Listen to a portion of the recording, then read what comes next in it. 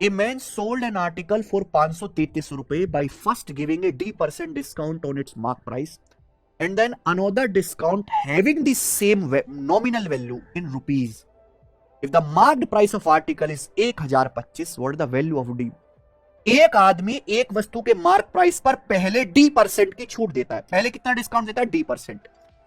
फिर उतने ही समान मूल्य की एक और डिस्काउंट देता है। यानी कि मेरे भाई आदमी ने 2 डिस्काउंट दिए, लेकिन 2 डिस्काउंट सेम परसेंटेज के नहीं है, सेम रुपीज के हैं मेरे भाई।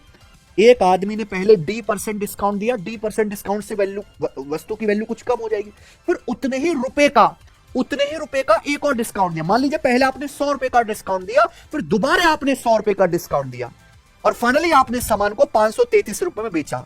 और वस्तु का मार्क प्राइस जो है 1025 है, डी का मान क्या है? अब एक बात समझो, सब स्टूडेंट ध्यान सुनना।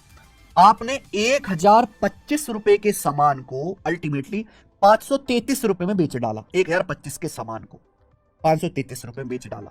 ये मार्क प्राइस है और ये आपका सेलिंग प्राइस है। आपने 2 डिस्काउंट दिए, वो भी इक्वल रुपीज के। तो आप एक बात बताइए, आपने कितना डिस्काउंट दिया टोटल? घटाओ, आपने टोटल कितना डिस्काउंट दिया है?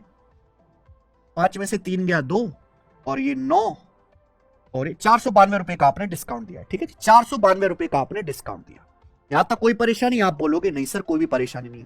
492 रुपए का आपने डिस्काउंट दिया, लेकिन ये डिस्काउंट कब हुआ? जब आप सेम ही वैल्यू की, सेम ही नॉमिनल वैल्यू की, सेम ही रुपीस का 2 बार डिस्काउंट दे रहे हो। 492 रुपए 2 बार सेम रुपीस का डिस्काउंट देने के बाद आया, तो आप ईच टाइम कितना डिस्काउंट दे रहे हो? ईच टाइम बटे 2, तो आ जाएगा मेरे प्यारे भाई आपका 246, 246 रुपए का आप डिस्काउंट दे रहे हो मेरे भाई ईच टाइम। इतने के मार्क प्राइस पर, 1025 के मार्क प्राइस पर।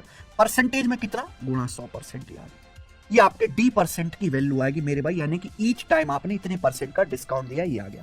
25 चौका 100, 25 चौका 100, 25 से कम 25, 41 से चला जाएगा 6 बार, यानी कि 24%। 24% के आपने 2 डिस्काउंट दिए। बी ऑप्शन आंसर है। गजब का सवाल।